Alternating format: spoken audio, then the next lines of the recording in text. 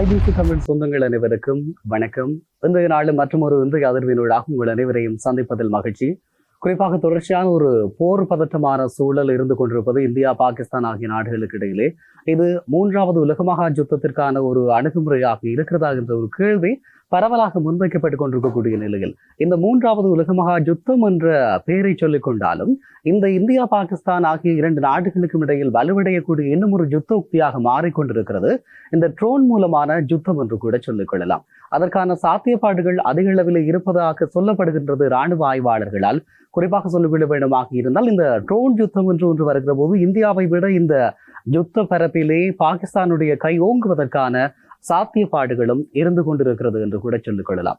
இன்னமும் நம்முடைய தமிழ் ஊடகங்கள் இதன் பாலான பார்வையை செலுத்தாத சூழலிலும் நடைபெறுகின்ற சம்பவங்களின் அடிப்படையில் பார்க்கிற போது இந்தியாவுக்கு எதிராக பாகிஸ்தான் முன்னெடுக்கின்ற யுத்த நகர்வுகள் என்பது மிகப்பெரிய அளவிலே தன்னுடைய இராணுவ பலத்தை, அதிலும் குறிப்பாக ஒரு ட்ரோன் ஆர்மியை உருவாக்கி கொண்டிருக்கிறது என்ற விடயம் ஒரு அதிர்ச்சிகரமான விடயமாக இருக்கிறது.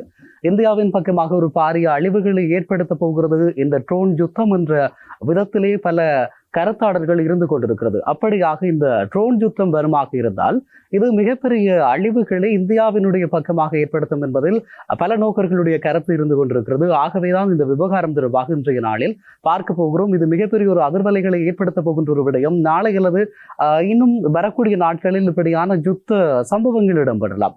இதற்கு ஏற்றாற் போலதான் பாகிஸ்தானுடைய அறைகூவல்கள், அறிவிப்புகள் இருக்கிறது. இந்தியா தங்கள் மீதான யுத்தத்தை எந்த நேரத்திலும் தொடங்கலாம் அல்லது அது உறுதிப்படுத்தப்பட்ட ஒன்றாக இருக்கிறது என்று சொல்லி நேற்றைய நாளில் கூட பாகிஸ்தானுடைய பாதுகாப்பு அமைச்சர் ஒரு கருத்தை சொல்லி இருக்கிறார். ஆக இந்த விவகாரம் உற்று நோக்கப்பட வேண்டிய ஒரு விடயமாக மாறி இருக்கிறது. இதை தாண்டி வருகிற போது அண்மையிலே பாகிஸ்தானுடைய துறைமுகங்களில் அதை சார்ந்து இருக்கக்கூடிய இடங்களில் இடம்பெறுகின்ற நிகழ்வுகள், அதிகாலை வேளைகளிலே இப்படியான சம்பவங்கள் இடம்பெறுவதாக சொல்லப்படுகிறது. அதாவது யாருமே கவனிக்க மாட்டார்கள் என்ற நிலையில் இப்படியான விடயங்கள் மேற்கொள்ளப்படுகிறதா என்ற ஒரு கேள்வியும் இருந்து கொண்டிருக்கிறது. அந்த வகையிலே தான் ஒரு சம்பவம் இடம்பெற்றிருக்கிறது. துருக்கிக்கும் பாகிஸ்தானுக்கும் இடையிலான இந்த இராணுவ தொடர்பு என்பது நீங்கள் அறிந்ததாக இருக்கும்.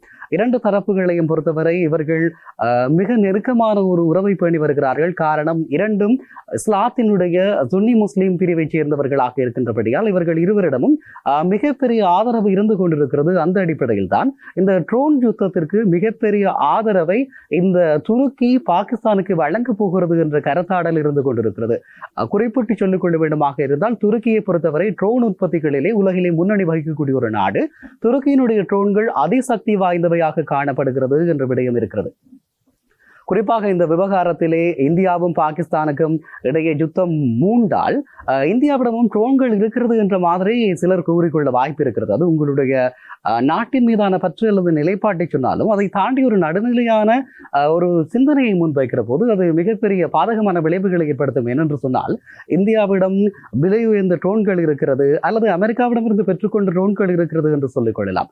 ஆனால் பாகிஸ்தானிடம் இருக்கக்கூடிய ட்ரோன்கள் 10 தொடக்கம் 12 வகையான ட்ரோன்களாக காணப்படுவதாக சொல்லப்படுகிறது. இந்த நிலையில் தான் இந்த இராணுவ வல்லமை வித்தியாசம் நோக்கப்படுகிறது என்று கூட சொல்லிக் கொள்ளலாம். அதை தாண்டி வருகிற போது சொல்லிக்கொள்ள வேண்டுமாக இருந்தால், பாகிஸ்தானுடைய கராச்சி துறைமுகத்திலே நேற்றைய நாள் அதிகாலை வேளையிலே C-130 ஹெர்குலஸ் என்று சொல்லக்கூடிய விமானம் தாங்கி கப்பல்கள் வந்து தரைத்து நிற்கிறது. துருக்கியினுடைய இந்த விமானம் தாங்கி கப்பல்கள் பாகிஸ்தானுடைய கராச்சி துறைமுகத்திற்கு வந்திருக்கிறது. மேலதிகமாக இன்னும் 6 C-130 ஹெர்குலஸ் விமானம் தாங்கி கப்பல்கள் இஸ்லாமாபாத்தை நோக்கியும் நகர்ந்திருக்கிறது. ஆகவே அங்கு 6 கப்பல்களில் ஆயுதம் நிரப்பி பாகிஸ்தானுக்கு அனுப்பப்பட்டிருக்கிறது என்று சொல்லப்படுகிறது. அதிலும் குறிப்பாக நவீன ரக ட்ரோன் கருவிகள் இருக்கிறது என்று சொல்லிக் கொள்கிறார்கள். இது மிகப்பெரிய பாதுகாப்பு அச்சத்தை இந்தியாவை நோக்கி ஏற்படுத்த போகிறது என்பது மறக்க முடியாத ஒரு விடயமாக இருக்கிறது. இந்த விவகாரத்தை துருக்கி மறுத்திருக்கிறது, நாங்கள் அப்படி செய்யவில்லை என்று சொல்லி. ஆனால் துருக்கியினுடைய இந்த விமானம் தாங்கி கப்பல் வந்திருப்பது உறுதிப்படுத்தப்பட்டிருக்கிறது, கராச்சியிலே தரித்து நிற்கிறது என்று சொல்லி. அது என்ன காரணத்திற்காக என்பதனை அவர்கள் கூற மறுக்கிறார்கள். அதே நேரத்தில் இஸ்லாமாபாத்திற்கு வந்திருக்கக்கூடிய 6 ஆயுதம் தாங்கி இருக்கக்கூடிய விமானங்கள், ராணுவ விமானங்கள் வருகை தந்திருக்கிற போது அவர்கள் சொல்லியிருக்கிறார்கள், அதை நாங்கள் மறக்கிறோம், பாகிஸ்தானுக்கு நாங்கள் ஆயுதங்களை வழங்கவில்லை என்று சொல்லியிருக்கிறார்கள். ஆனால் இந்த விவகாரம் மிகப்பெரிய ஒரு சந்தேகத்தை ஏற்படுத்துகிறது. என்ன காரணம் என்று சொன்னால், அவர்கள் சொல்லியிருக்கக்கூடிய விடயம், அப்படியாக எங்களுடைய விமானங்கள் பாகிஸ்தானுக்கு செல்லுகிறது என்று சொன்னால் எரிபொருள் நிரப்புவதற்காக மாத்திரமே அங்கு செல்லுகிறது என்று சொல்லியிருக்கிறார்கள். இந்த விவரத்திலே தான் நாங்கள் உற்று நோக்க வேண்டிய ஒரு விடயம் இருக்கிறது. இந்தியா எப்போது வேண்டுமாக இருந்தாலும் பாகிஸ்தானின் மீது தாக்குதலை நடத்தலாம். இப்படி ஒரு பாதுகாப்பு அச்சுறுத்தல் நிறைந்த காலப்பகுதிக்குள் எந்த நாடுமே தங்களுடைய இராணுவ விமானங்களை, பெருமதி வாய்ந்த விமானங்களை பாகிஸ்தானுக்குள் உள்நுழைய விரும்பாத, எரிபொருள் நிரப்புவதற்காக. இது ஒரு விடயம். அதை தாண்டி வருகிற போது இந்த C-130 என்று சொல்லக்கூடிய ஹெர்குலஸ் விமானங்கள், இவற்றினுடைய அதிகூடிய உயர் பரப்பு விகிதம் என்பது 7307 கிலோமீட்டர்கள் இருக்கிறது அதனுடைய எடை என்பது. இந்த நிலையில் அப்படி ஒரு மிக பாரிய எடை கொண்டிருக்கக்கூடிய, பரப்பு விகித எடை கொண்டிருக்கக்கூடிய இந்த விமானம் பயணிக்க வேண்டுமாக இருந்தால் சுமார் 3000 கிலோமீட்டர்கள் அது எரிபொருள் நிரப்பாமல் நிரப்பப்பட்ட எரிபொருளோடு பயணிக்கக்கூடியதாக இருக்கும். மேற்கு கிழக்காக இது பயணிக்கிறது. இந்த சூழலில் வேறு எந்த துருக்கியுடனான இராணுவ ஒத்துழைப்பு வழங்கக்கூடிய நாடுகளும் இல்லை, துருக்கி ஆயுதங்களை வழங்கக்கூடிய நாடுகளும் இல்லை. அப்படியாக இருந்தால் பாகிஸ்தானுக்கு எரிபொருள் நிரப்ப அது செல்ல வேண்டிய தேவை என்ன இருக்கிறது என்ற ஒரு கேள்வி எங்கு எழுந்து கொண்டிருக்கிறது. ஆகவேதான் இந்த விவகாரத்தில் துருக்கியினுடைய ஒத்துழைப்பு என்பது மறைக்கப்படுகிறது. ஆனால் பாகிஸ்தான் தன்னை ட்ரோன்களின் ஊடாக வலுப்படுத்திக் கொண்டிருக்கிறது என்ற சந்தேகம் எழுந்திருக்கிறது. அதே நேரத்தில் சீனாவும் தொடர்ச்சியான ட்ரோன்களை, பாதுகாப்பு ஆயுதங்களை எல்லாம் வழங்கி கொண்டிருக்கிறது என்று கூட சொல்லிக் கொள்ளலாம். குறிப்பாக சீனா தன்னுடைய ஆயுத வல்லமையை கடந்த காலங்களில் மிக அதிகப்படுத்தி இருக்கிறது. நவீன ரீதியிலான ஆயுதங்களினுடைய பயன்பாட்டை அவர்கள் மேற்கொண்டு கொண்டிருக்கிறார்கள். ஆகவேதான் இந்த விவகாரம் இந்தியாவுக்கு ஒரு பாதகமான தன்மையை ஏற்படுத்தும் என்று கூட சொல்லிக் கொள்ளலாம். அதே நேரம் இன்னொரு விடயத்தையும் பார்க்கிற போது, இந்த பெரக்டர் அகென்சி என்று சொல்லக்கூடிய ட்ரோன்களை 2023ஆம் ஆண்டு பாகிஸ்தான் துருக்கியிடம் இருந்து கொள்வனவு செய்திருக்கிறது. இது மிகப்பெரிய ஒரு அழிவுகளை ஏற்படுத்தக்கூடிய ட்ரோன் ஆக காணப்படுகிறது. குறிப்பாக சொல்லிக்கொள்ள வேண்டுமாக இருந்தால், உக்ரைன் மற்றும் லிபியா போன்ற பிரதேசங்களில் மிகப்பெரிய அழிவுகளை ஏற்படுத்தி இருக்கக்கூடிய ஒரு ட்ரோன் வகையாக இது கருதப்படுகிறது. ஆகவே இதை இப்போது அவர்கள் கொள்வனவு செய்து வைத்திருப்பது என்பதும் 2023ஆம் ஆண்டிலே அந்த கொள்வனவை செய்திருந்தார்கள். ஆகவே இது மிகப்பெரிய ஒரு அச்சுறுத்தலுக்கான அடையாளமாகவே பார்க்கப்படுகிறது. அதே போல பாகிஸ்தானுடைய பக்கமாக பெரக்ட் TV-200 என்று சொல்லக்கூடிய இந்த ட்ரோன்கள் காணப்படுகிறது. அவை துருக்கியினால் வழங்கப்பட்டிருக்கிறது. இதெல்லாம் மிகப்பெரிய ஒரு ஆபத்தான சமிக்கைகளை இந்தியாவுக்கு ஏற்படுத்தி கொண்டு இருக்கிறது என்று கூட சொல்லிக் கொள்ளலாம். இந்த நிலைமையில் தான் நாங்கள் இந்த இந்தியாவிடம் இருக்கக்கூடிய ட்ரோன்களினுடைய எண்ணிக்கை அல்லது அவர்களுடைய இது தொடர்பான பலன்களை பற்றியும் நாங்கள் பார்த்தாக வேண்டியிருக்கிறது. இந்தியாவும் பாகிஸ்தானும் எண்ணிக்கை அடிப்படையிலேயே இந்தியாவில் அதிகளவான ட்ரோன்கள் இருந்தாலும் சக்தி வாய்ந்த ட்ரோன்கள் யாரிடம் இருக்கிறது என்ற கேள்விக்கு பதில் பாகிஸ்தானாக இருக்கும் என்று சொல்லிக் கொள்ளலாம். இந்த நிலைமையில் இரண்டு நாடுகளும் வெளிநாடுகளில் இருந்து ஆளில்லா விமானங்களை கொள்வனவு செய்து கொண்டிருக்கிறார்கள். விமானம் இல்லாமலே எதிரினுடைய தளத்தை கண்காணிப்பது, உளவு பார்ப்பது, குறிவைத்து தாக்குவது, இது போன்ற செயற்பாடுகளை அந்த ட்ரோன்கள் மேற்கொள்ளும் என்பது குறிப்பிடத்தக்க ஒன்றாக இருக்கிறது. ஆசியாவினுடைய அணுசக்தி பிரயோகம் மேற்கொள்ளக்கூடிய சக்தி வாய்ந்த 3 நாடுகளிலே இந்தியா, பாகிஸ்தான், சீனா ஆகியன காணப்படுகிறது. ஆகவே இரண்டும் அணுசக்தியோடு இருக்கக்கூடிய நாடுகள். இப்படி இருக்கிற போது இந்த ட்ரோன்களினுடைய பாவனை என்பது எதிரியினுடைய தளத்தை குறிவைத்து அழிக்கக்கூடிய சக்தி இருக்கின்றபடியால் சில வேளைகளில் நாடுகளினுடைய அணுசக்தி மையங்கள் இருக்கக்கூடிய இடங்களை கண்டறிந்தால் இந்த ட்ரோன்களின் மூலமாக அவை தாக்கி அளிக்கப்பட்டால் மிகப்பெரிய அதிர்வலைகளும் ஆபத்துக்களையும் இரண்டு நாடுகளும் சந்திக்க போகிறது என்பது மாற்று கருத்துக்கு இடமில்லாத ஒரு விடயமாக இருக்கிறது. ஆகவேதான் இந்த விவகாரத்திலே நாம் அனைவரும் அச்சப்பட வேண்டிய ஒரு தன்மைக்கு நகர்ந்து கொண்டிருக்கிறோம் என்று கூட சொல்லிக் கொள்ளலாம். குறிப்பாக இந்த ட்ரோன்களை பொறுத்தவரை ட்ரோன்களினுடைய பணிகள் 3 விதமாக இருக்கிறது. ஒன்று, கண்காணிப்பு மற்றும் எதிரினுடைய நிலையை குறிவைப்பது. இரண்டாவது, உளவு பார்ப்பது, ஆயுதங்கள் அவர்களுடைய இருப்புகள் எங்கே இருக்கிறது என்று சொல்லி உளவு பார்த்து தகவல்களை சேகரிப்பது, அதே போல இலக்குகளை தாக்கி அளிப்பது. இந்த 3 பணிகளையும் ட்ரோன்கள் மிக வலுவாக செய்யக்கூடிய சாத்தியம் இருக்கின்றபடியால் இந்த ட்ரோன்களினுடைய பயன்பாட்டோடு வரக்கூடிய யுத்தம் என்பது மிகப்பெரிய அழிவுகளை ஏற்படுத்த வல்லது என்று கூட சொல்லிக் கொள்ளலாம். இந்த விவகாரத்தில் இந்தியா தன்னை வளப்படுத்தி கொள்ளப் போகிறதா அல்லது பாகிஸ்தானிடம் பலியாக போகிறதா என்ற ஒரு கேள்வி இருந்து கொண்டுதான் இருக்கிறது. இந்தியாவிடம் இருக்கக்கூடிய ராணுவ வல்லமை, ஆயுத வல்லமை எல்லாம் மாற்று கருத்துக்கு இடம் இல்லாமல் மிகப்பெரிய அளவிலே பலம் வாய்ந்ததாக இருக்கிறது. ஆனால் இந்த துருக்கியும் சீனாவும் சேர்ந்து பாகிஸ்தானுக்கு வழங்கக்கூடிய ஆதரவு என்பதும் இந்த முக்கோண உதவி திட்டத்தை வழங்கி கொண்டிருக்கிறது சீனாவும், அதே நேரத்தில் துருக்கி மறுத்துக் கொண்டிருக்கிறது நாங்கள் வழங்கவில்லை என்று சொல்லி. ஆனால் அவர்கள் மறைமுகமாக இதனை வழங்கிக் கொண்டிருக்கிறார்கள் என்று சொல்லி பல ஆய்வாளர்கள் பல ரகசிய விடயங்களை சொல்லி இருக்கிறார்கள். குறிப்பாக இந்தியாவினுடைய ராணுவ வல்லுநர்கள் கூட இந்த விவகாரத்தை சொல்லி இருக்கிறார்கள். துருக்கியிடமிருந்து பாகிஸ்தான் மிக மோசமான அழிவினுடைய ஆயுதங்களை கொள்வனவு செய்து கொண்டிருக்கிறது என்று சொல்லி. ஆகவேதான் இந்த விவகாரத்திலே இந்தியா தன்னுடைய கவனத்தை இன்னும் அதிகப்படுத்த வேண்டிய தேவை இருக்கிறது. ஏனென்று சொன்னால் இந்த பஹல்காம் தாக்குதல் என்பது இந்தியாவினுடைய உளவுத்துறையினுடைய ஒரு தோல்வி என்பதை இந்தியா ஏற்றுக்கொள்ள தவறி இருக்கிறது, அல்லது ஏற்றுக்கொள்கின்ற மனநிலையில் இல்லை. ஆனால் அது உண்மையான ஒரு விடயம். இந்தியாவினுடைய உளவு அமைப்பினுடைய ஒரு தோல்விதான் இந்த பஹல்காம் தாக்குதல் என்று கூட சொல்லிக் கொள்ளலாம். ஆகவே பல்வேறு விதமான இந்த நெருக்கடிகளுக்கு தள்ளப்பட்டிருக்கக்கூடிய இந்தியாவினுடைய பக்கமாக இந்த ட்ரோன் தாக்குதல்கள் மேற்கொள்ளப்பட்டால் மிக பாரிய அழிவுகள் மாத்திரம் எஞ்ச போகிறது என்பதுதான் உண்மையான விடயமாக இருக்கிறது. அதே நேரத்தில் இந்தியாவை பொறுத்தவரை இந்தியாவினுடைய ட்ரோன் பலம் என்று சொல்லப்படுவது அமெரிக்காவிலே இருந்து பிரிட்டோர் என்று சொல்லக்கூடிய ட்ரோன்களை கொள்வனவு செய்திருக்கிறார்கள். 31 ட்ரோன்கள் இந்த வகை ட்ரோன்கள் கொள்வனவு செய்யப்பட்டிருக்கிறது. இந்த ட்ரோன்களில் ஒன்றினுடைய விலை சுமார் இந்திய மதிப்பிலே 950 கோடி ரூபாய்களாக இருப்பதாக சொல்லப்படுகிறது. 31 ட்ரோன்கள் வாங்கப்பட்டு தங்களுடைய படைகளுக்கு பிரித்து வழங்கப்பட்டிருக்கிறது. இது உலகத்தினுடைய மிக பலமான ட்ரோன் கருவியாக இருக்கிறது. ஆளில்லா விமானமாக அது தன்னுடைய செயற்பாட்டை கச்சிதமாக செய்யும் என்று சொல்கிறார்கள். ஆனால் நான் ஆரம்பத்திலேயே சொன்னது போலதான் பாகிஸ்தானிடம் இருக்கக்கூடிய ட்ரோன்களினுடைய வல்லமை என்பது 10 தொடக்கம் 12 விதவிதமான வித்தியாசமான தாக்குதல் திறன்களை கொண்டதாக இருக்கிறது. ஆகவே ஒரே தாக்குதல் திறனை கொண்ட அழிவை ஏற்படுத்தக்கூடிய கருவியிலும் பார்க்க பல்வேறு விதமான திறன்களை கொண்டிருக்கக்கூடிய தாக்கும் திறன் கொண்டிருக்கக்கூடியவை என்பது மிக பாரிய அளவிலான அழிவுகளை ஏற்படுத்தும் என்பது மாத்திரம் நிதர்சனமானதாக இருக்கிறது. அதே நேரத்தில் இஸ்ரேலிடம் இருந்து கூட இந்தியா தனக்கான ட்ரோன் கருவிகளை கொள்வனவு செய்திருக்கிறது.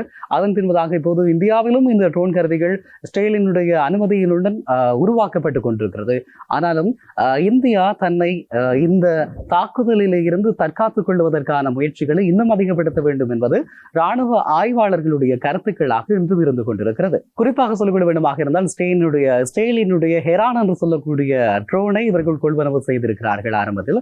அதன் பின்பதாக இப்போது இந்தியாவிலேயே அதனை உற்பத்தி செய்யக்கூடிய தன்மையும் இருந்து கொண்டிருக்கிறது. நான் ஏற்கனவே சொன்னது போல இந்த இந்தியா உற்பத்தி செய்கிற ட்ரோன் என்பது இஸ்ரேலினுடைய தயாரிப்பாக இருக்கக்கூடிய ஹெரான் என்று சொல்லக்கூடிய ட்ரோனாக இருக்கிறது. இந்த ஹெரான் என்று சொல்லக்கூடிய ட்ரோனினுடைய தாக்குதல் தன்மை என்பதும் மிக அபாயமானதாக ஏற்படுத்த போகிறது. ஆக இரண்டு பக்கங்களிலும் இந்த ட்ரோன் தாக்குதல்கள் கூட மனித தலையீடுகள் இல்லாமல் மேற்கொள்ளக்கூடிய இந்த தாக்குதல்களும் மனித சமுதாயத்திற்கான ஒரு அழிவை தான் ஏற்படுத்த போகிறது என்பதும் ஒரு கூறியே ஆக வேண்டிய விடயமாக இருக்கிறது.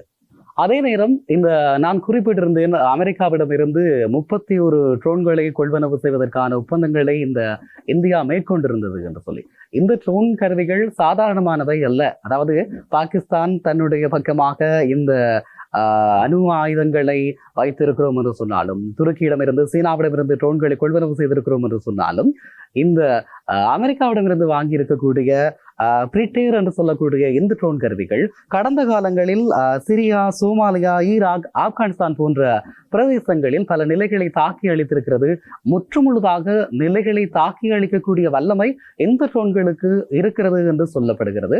ஆகவேதான் இந்த விவகாரம் இரு பக்கமும் சமநிலையான ஆயுத வல்லமையை கொண்டு நடத்தப்பட போகிறதா, அல்லது ஒரு பக்கம் அதிகரித்த சமநிலையோடு இவர்கள் நகர்த்த போகிறார்களா என்ற கேள்வியும் இருந்து கொண்டிருக்கிறது. அதே நேரத்தில் இன்னும் ஒரு விடயத்தை சொல்லிக் கொள்ளலாம். இந்த பாகிஸ்தானிடம் இருந்து 2023ஆம் ஆண்டு துருக்கிக்கு சென்று அவர்கள் கொள்வனவு செய்திருக்கக்கூடிய ஒரு தொகுதி பைராக்டர் அக்னிபோர் ட்ரோன்கள் மிகவும் நுட்பமானவையாக, அதாவது வான்வெளியிலே பறந்து தாக்கக்கூடிய தன்மையில் இருந்தாலும் அவை தரையிலும் தாக்கக்கூடிய தன்மையையும் பெற்றிருக்கிறது என்று சொல்லிக் கொள்ளலாம். அதே நேரம் இந்த சீனாவிடம் இருந்தும் அதே போல ஜெர்மனியில இருந்தும் கூட இவர்கள் இந்த ட்ரோன்களை இறக்குமதி செய்கிறார்கள். அதே நேரம் இத்தாலியிடம் இருந்தும் பாகிஸ்தான் ட்ரோன்களை இறக்குமதி செய்வதாகவும் சொல்லப்படுகிறது. ஆக பல நாடுகளில் பல தரப்பட்ட இடங்களிலே இருந்து இந்த ட்ரோன்களினுடைய கொள்வனவு இருக்கிறது. ட்ரோன்களினுடைய பிரயோகம் மேற்கொள்ளப்பட்டால் எப்படியான சம்பவம் நிகழப்போகிறது என்பதை நாங்கள் பொறுத்திருந்துதான் பார்க்க வேண்டியிருக்கிறது. பாகிஸ்தானை பொறுத்தவரை துருக்கியினுடைய நவீன பைரக்டர் ட்ரோன்கள், அதாவது பைரக்டார் TV2 என்று சொல்லக்கூடிய ட்ரோன் இருக்கிறது. அதே நேரம் ஏகென்சி என்று சொல்லக்கூடிய ட்ரோனை சீனாவிடம் இருந்து வாங்கி இருக்கிறது. சீனாவினுடைய பாங்லாங் என்று சொல்லக்கூடிய மற்றும் CH2 போன்ற ட்ரோன்களையும் பாகிஸ்தான் கொள்வனவு செய்திருக்கிறது என்று சொல்லிக் கொள்ளலாம். அதே நேரம் போர் ஆயுதங்கள் பொருத்தப்பட்டிருக்கக்கூடிய அபாபில் என்று சொல்லக்கூடிய பெயரிலான கண்காணிப்பு ஆளில்லா விமானங்கள் பாகிஸ்தானுடைய ஆயுத தொழிற்சாலையிலே தயாரிக்கப்படுகிறது என்பதும் இன்னொரு விடயமாக இருக்கிறது. அதே நேரம் பாகிஸ்தானுடைய விமானப்படை ட்ரோன்கள் மற்றும் வழக்கமாக வழிகளின் மூலமாக இந்தியாவினுடைய S-400 மற்றும் பிருத்திவியினுடைய நவீன வான் பாதுகாப்பு அமைப்பையும் திறம்பட குறிவைப்பதற்கான சாத்தியக்கூறுகளும் இருப்பதாகவும் ராணுவ ஆய்வாளர்கள் தங்களுடைய கருத்துக்களை சொல்லிக் கொண்டிருக்கிறார்கள் என்றும் சொல்லிக் கொள்ளலாம். அதே போல இந்த ட்ரோன்களினுடைய வரிசையில் பாகிஸ்தானுக்கு உதவி செய்யக்கூடிய துருக்கி என்பது உற்பத்தியிலே மிக பாரிய வளர்ச்சியோடு சிறந்த ட்ரோன்களை, அதிசக்தி வாய்ந்த ட்ரோன்களை உருவாக்குகின்ற நாடுகளினுடைய பட்டியலில் முதலிடம் வகிக்கின்ற அதேவேளை பாகிஸ்தான் ட்ரோன் வல்லமையுடைய நாடுகளினுடைய பட்டியலில் உலக அளவில் 4வது இடத்திலே இருக்கிறது என்பதும் இங்கு இந்தியா கவனம் செலுத்த வேண்டிய விடயமாக இருக்கிறது. ஆகவேதான் பாகிஸ்தானுடைய இந்த அபாரமான யுத்த வளர்ச்சி அல்லது அவர்கள் உருவாக்கி இருக்கக்கூடிய ட்ரோன் ஆர்மி என்பது இந்தியாவினுடைய பாதுகாப்பின் இருப்பின் மீதான மிகப்பெரிய கேள்வியை உண்டு பண்ணுகிறது என்று கூட சொல்லிக் கொள்ளலாம். அதே நேரம் இன்னும் ஒரு மிக முக்கியமான ஒரு விடயத்தையும் சொல்லியாக வேண்டும். இந்த ட்ரோன்களுடைய பறக்கின்ற திறன் சுமார் 50 மணி நேரங்கள் தொடர்ச்சியாக பறக்கக்கூடிய சக்தி வாய்ந்ததாக காணப்படுவதாக சொல்லப்படுகிறது. இவையினுடைய பரப்பினுடைய உயரம் என்பது அதிகமாக காணப்படுவதால் விமான எதிர்ப்பு ஏவுகணைகளால் கூட தாக்கி அழிக்க முடியாத தன்மையும் இருந்து கொண்டிருக்கிறது. ஆகவே பாகிஸ்தானுக்கு இந்த ட்ரோன் யுத்தத்திலே ஒரு சாதகமான நிலைமை தொடர்ந்து இருந்து கொண்டிருக்கிறது. எனவேதான் இந்த விவகாரம் இந்தியாவினுடைய பக்கமாக அதிர்ச்சிகளை ஏற்படுத்தி இருக்கிறது. இந்தியாவை தாக்கி அழிக்கப் போகின்ற இரும்பு பறவைகளினுடைய வரிசை கட்டிய வரப்புகள் இந்தியாவினுடைய எல்லைகளில் நிறுத்தப்பட்டிருக்கிறது என்று சொல்லப்படுகிறது. அதற்கு துருக்கியிலே இருந்து வந்திருக்கக்கூடிய விமானம் தாங்கி கப்பல்களிலே இருந்து ட்ரோன்கள் அனுப்பப்படலாம், அல்லது ஏற்கனவே பாகிஸ்தான் கொள்வனவு செய்து வைத்திருக்கக்கூடிய ட்ரோன்களை பயன்படுத்தலாம். ஆனால் ட்ரோன் சக்தி இல்லையே, ட்ரோன் ஆர்மியை உருவாக்கி இருக்கக்கூடிய இந்த பாகிஸ்தான் மிகப்பெரிய அளவில் தன்னுடைய யுத்தத்தை முன்னெடுக்க போகிறது என்பதும் உண்மையான ஒரு விடயமாக இருக்கிறது. ஆகவே இந்தியா இந்த விவகாரத்தில் எப்படியாக செயல்பட போகிறது, எப்படியாக இந்த விவகாரத்தை எதிர்கொள்ளப் போகிறது என்பதனை தொடர்ச்சியாக வரக்கூடிய நாட்களில் உங்களோடு பகிர்ந்து கொள்ள தயாராக இருக்கிறேன். இன்னும் ஒரு இன்றைய அதிர்வினூடாக உங்கள் அனைவரையும் சந்திக்கிறேன். அதுவரை அன்பு வணக்கங்கள். நன்றி.